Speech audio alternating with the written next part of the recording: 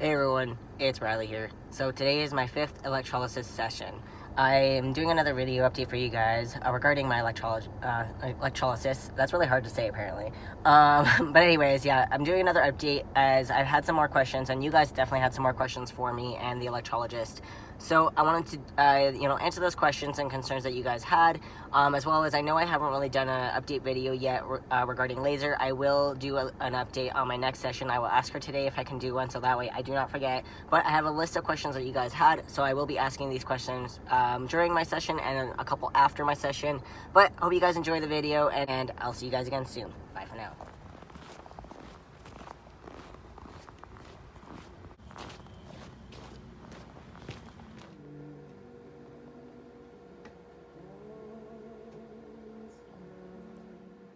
Hey everyone, as I said earlier, I'm here for my 5th session. We just started. Got a little clip of it. But I'm going to start asking the questions and then Adrian here can answer. The first question I had for you guys was, what is the difference between galvanic and thermolysis? It is the type of energy that is used. So thermolysis is a heat energy and galvanic is an electrical.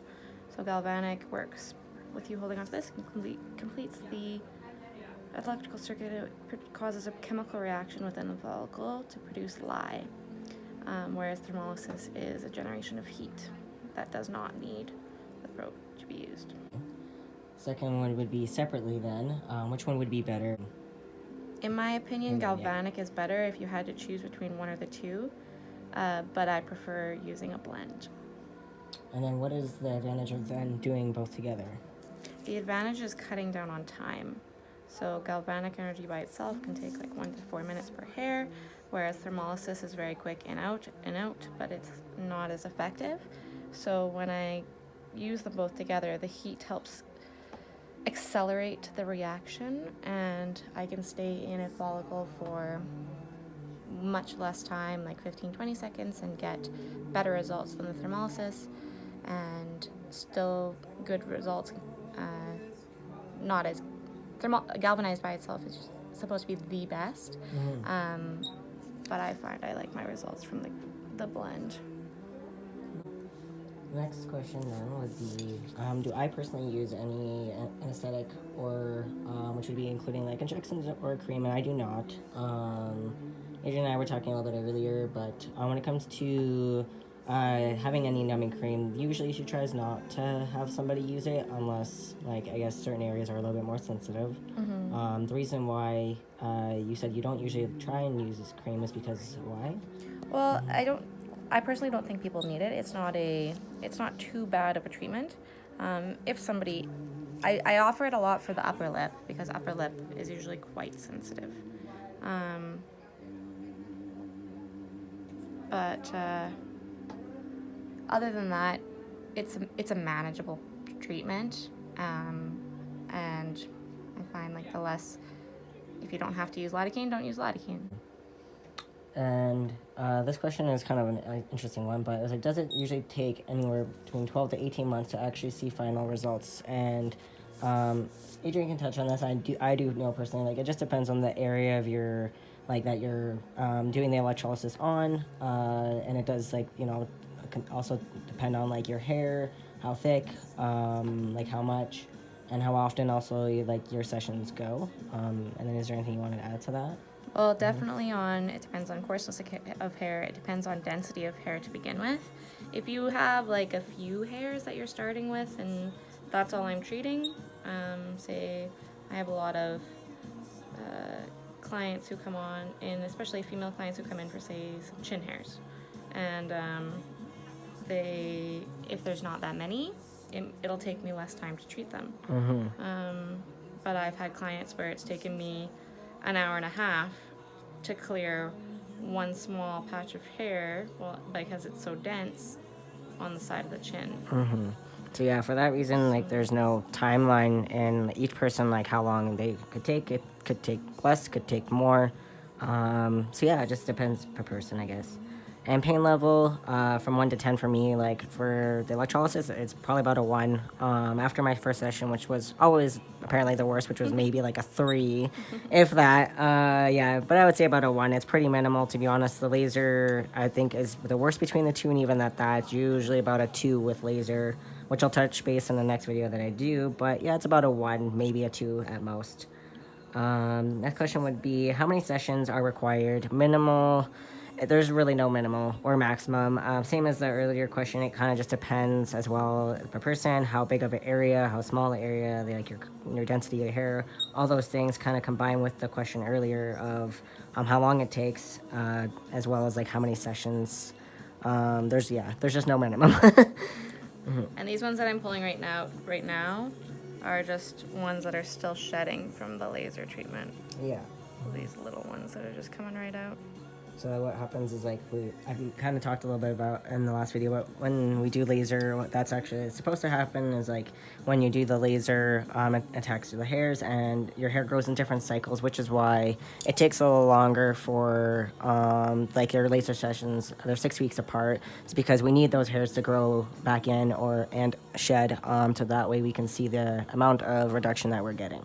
So right now it's kind of, some of them are in between the shedding cycles, so we need to like pull them out ourselves in order to know whether they've actually been, I guess, treated or not. Yeah. And 2 more questions for you guys, and then the other questions I will be doing later. Last one would be, how long are the sessions? Mine are currently about an hour. You can do longer, you can do less. I've done, the longest one was about an hour and a half. Right now they're about an hour, and because of my laser, they are 6 weeks apart for my electrolysis sessions, and 6 weeks apart for the laser sessions. Once my laser is over, they will be closer together, but about an hour per session for now. And then last question would be as well, is this something that I will have to do forever? If you have any hormonal changes, you can get new hair growth. So as long as everything's stable, and once we get a really good reduction, but you have anywhere between 500 to 1,000 follicles per square inch of skin, and not all of them may be active, thank goodness, at the same time. So over time, you may get some here or there that if they're bothering you, you may need treated. But we can get a really, really good reduction as long as you're coming regularly and getting treated.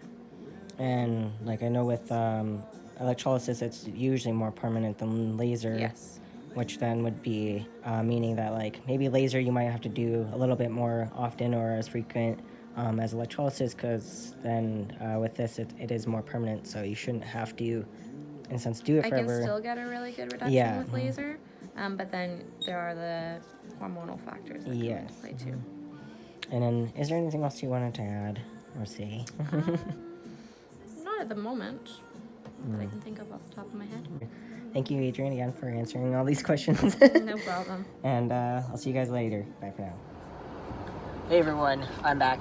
So there was 3 other questions that you guys had asked, and I didn't want to answer these questions with Adrian, as they're just more so to do with me, so I was able to answer these by myself. Then the last question you guys had about for electrolysis and stuff is actually, when is my surgery date?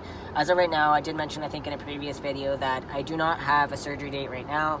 I will hopefully know more a little bit in the new year, so around March. Actually, I'm told to update my surgeon, kind of where I'm at regarding my hair removal, so I might know more then, but as of right now, there is no surgery date, and the Montreal clinic actually has just started doing this, starting I think last year, where they aren't giving surgery dates until closer to, so yeah, right now actually there is no date. The last 2 questions were actually regarding someone else's significant other in transition, so the question was that their partner just came out as trans, so they were wondering what is the best way to support them through this journey. The best thing that I think anyone can do is just be there for their partner. If they have any questions, ask them. If the partner is not sure, you know, you can always go to a Google search, you can find videos, you can always reach out to myself or other trans people as well, but the best thing you can do to support them is just be there, be of the best support that you can, and that you know how, you know, like, just be there in any way that you can is honestly the best thing that you can do. And if, like I said, if you're not sure, you can always just ask your partner, which I feel like is the best option.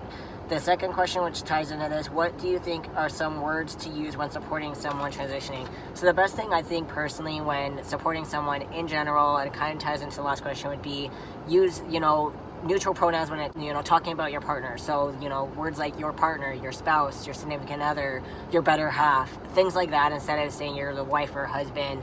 Kind of get out of those roles, which is, I know, hard, but being able to use kind of a neutral term when talking about that person, and changing their name and pronouns is hard, but all you can do is try. We get that, like, the first little while you are probably going to slip up, which I'm usually pretty understanding with that, but as time goes on, just continue to correct yourself. Obviously I think that your partner is going to understand, or even like maybe family or friend is going to understand that things happen, you're going to slip up, but the best you can do is continue to try, be there, and try and switch those pronouns, names, and all those things, and just be the best support that you can. That is the best advice that I can give for helping someone through a transition. I know it's always hard, especially when it is someone that you love and care about, but I know my sister and I have talked a little bit about this, especially being a twin, how hard it was for her. But yeah, anyways, hope you guys enjoyed this video. If you guys have any more questions, then you can always put them in the comments. I've said that a few times, but anyways, the next video I will be doing with Adrian will be actually regarding my laser, so if you guys have any more questions about that as well, put them in the comments too. But anyways, hope you guys enjoyed the video, and bye for now.